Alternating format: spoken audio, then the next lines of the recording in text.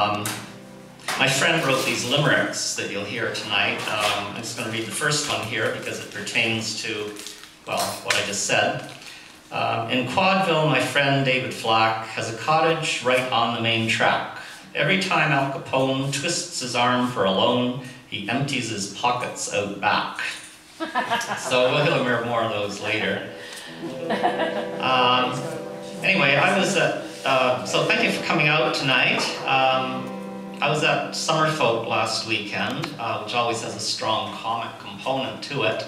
And one thing comedians often do is impersonate news reporters. So I recollect a couple of the jokes that they had, which I'll do.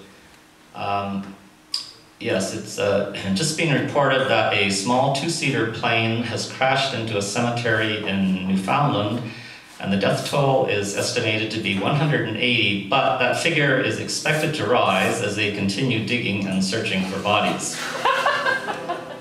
Oh, this just in. There's been a fire at the Ontario Legislature building, and Dalton McGuinty's library was completely demolished. Both books were destroyed. And Dalton was very upset because he never had time to finish coloring in the second one. Anyway,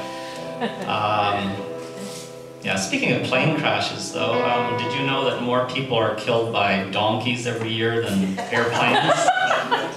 That's true. I found that on a website of useless facts.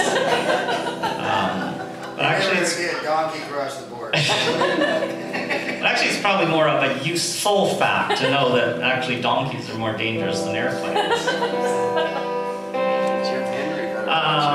Anyway, those are made-up news stories that I was just telling. I find a lot of real news is funny, though, you know, without being made up.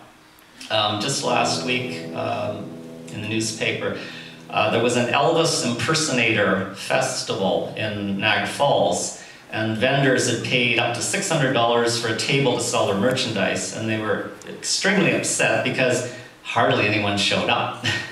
Actually, it was 150 people showed up. But what's funny is the article goes on to say, well, why such a dismal turnout? Well, it must have been lack of publicity, right? And then towards the end it says tickets for a weekend pass were $90. $90 for a weekend of Elvis impersonation. So I was thinking I should probably file away my Fred Eaglesmith songs and do Elvis. So, you know, I started to learn some Elvis here. So. Let's see.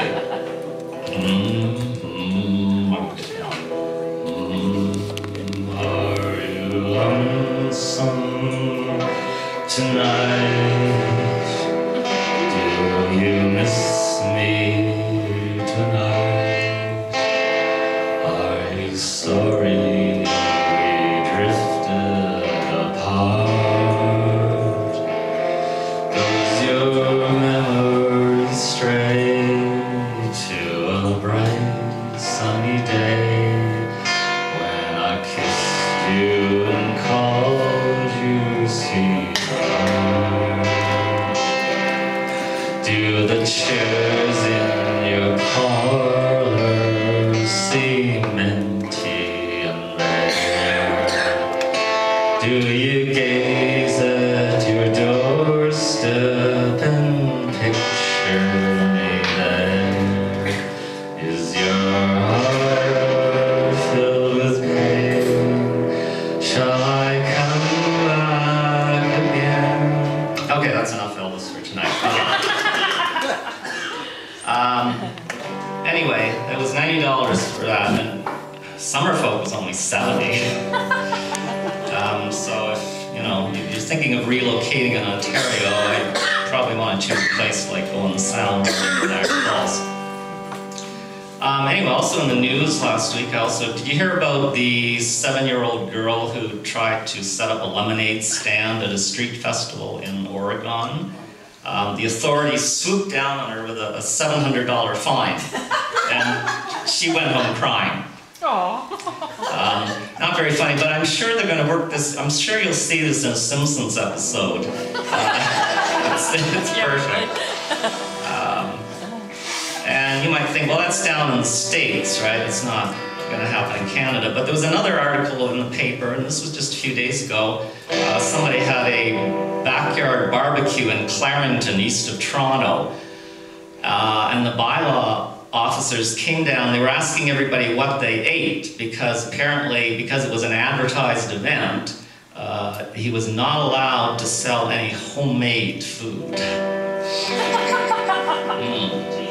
Speaking of bylaws, how's that new noise bylaw working out for you people living around here? I remember last year, was it last year in the newspaper, that new noise bylaw came out. No loud outdoor music, no hooting and hollering.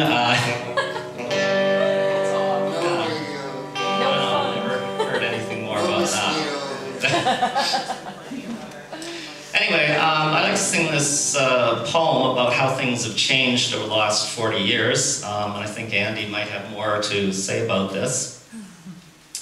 And take note, I'm expecting at least 10 friend requests on Facebook tomorrow, and 10 followers on Twitter, okay? I don't tweet very much, but I've only got 2 followers on Twitter, so if I had a lot more, then I'd be tweeting a lot more, right? Okay. So this is a poem about how some things have changed over the last 40 years. A computer was something on TV, from a science fiction show of note.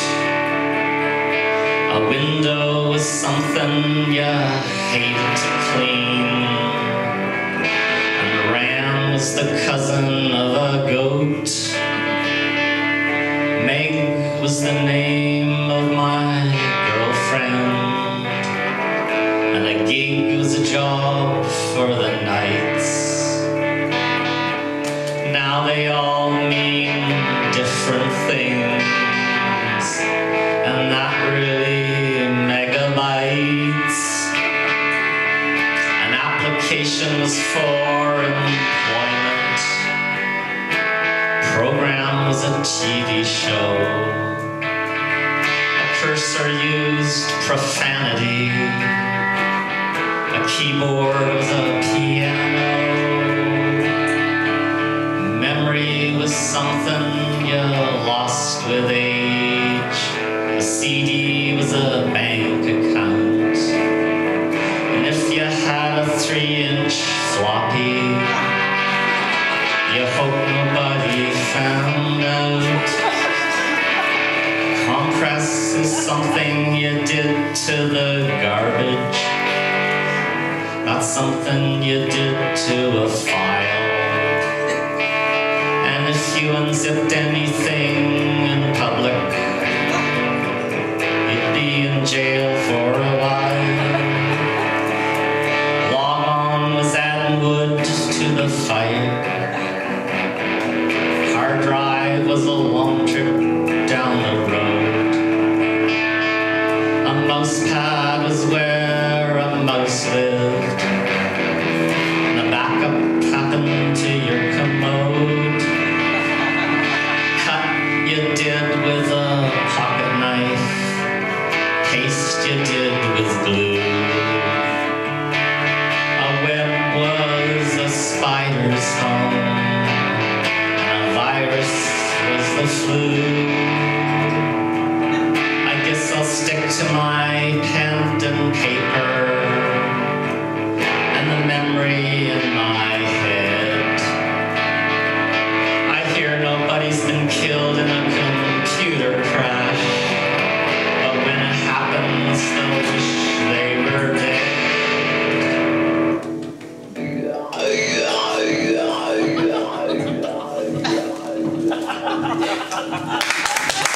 So, anyway, I know Andy will also be flooded with friend requests on Facebook tomorrow as well, but he's going to have to explain to you why it may be a long, long time before you hear anything. Because Andy, of course, is the ungoogleable man. Yes, this is not a mythical creature. So I'm going to turn it over to Andy Conley, who will be the MC for the rest of the night. I'll come back at some point later. I want to do a Wendell Ferguson song, which I think has had a major impact on tourism in parts of Ontario, such as here. A song called Rocks and Trees. Wendell was going to come here tonight, but he couldn't. He got a paying gig, so he decided to take that one. But anyway, I'll turn it over to Andy Conley now.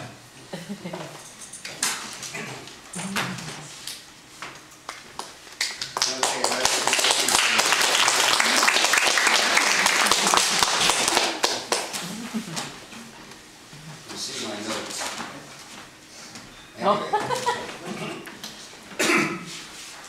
Anyway, I'm completely unprepared for everything. But I got the newspaper and talk about on Google. All I know is what I read in the newspaper. And apparently right here, the ungoogleable man leads an evening of comedy at Maynooth Hotel. So it's true. I am. It says so. And yeah, the amount of ungoogleability that I have. Like, I'd hate to have been Hal if I was on the Space Odyssey. I mean, you think the computer went crazy? If I was pushing those buttons, it commit suicide. Guaranteed. Because, yeah, I like to, well, the reality is, I have all these, well, I've lost all these friends on, at least virtually lost them, because they all want to be my friend on my face, or whatever it is, their face. Book face. Anyway, and you're supposed to press this little blue button which says, okay, I'll be your friend. And I push the little button and nothing happens. So I have all these people, and I actually can't get, I have a landline. Some of you are probably old enough to know when lines were on the land instead of wherever they put them now.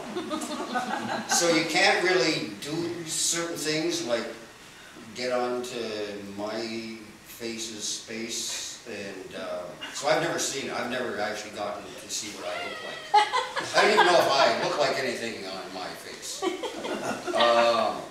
But everyone else figures I just don't want them for friends.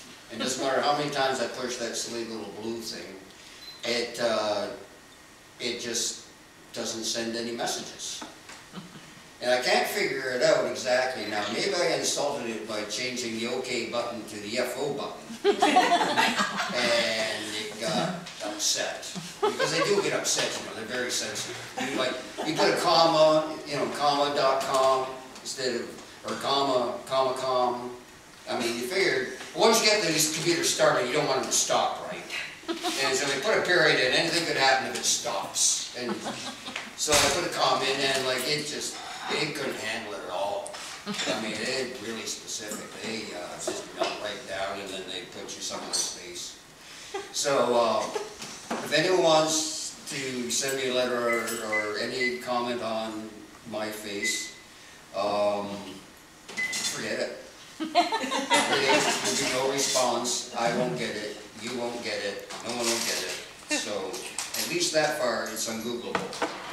And if you try to get me on your tube, or my tube, or whatever tubes they're supposed to be on, I mean, I just had the cathode ray tube when I was a kid. Bask in x-rays, it's kind of groovy, but no, not a chance. I have no idea how I'd even get to that place.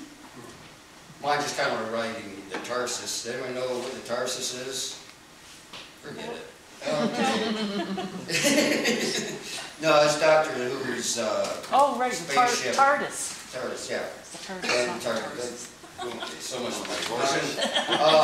And it, yeah, but it's like you go into this little thing, a little box, and then it's the whole universe, but there's no way controlling it. I mean, you're in there, and it's going to do whatever it does to you. And you got, who knows when you'll ever get back again. So I decided to have a little bit of extra help here with my inability to get anything together and go back to when things were sort of stable and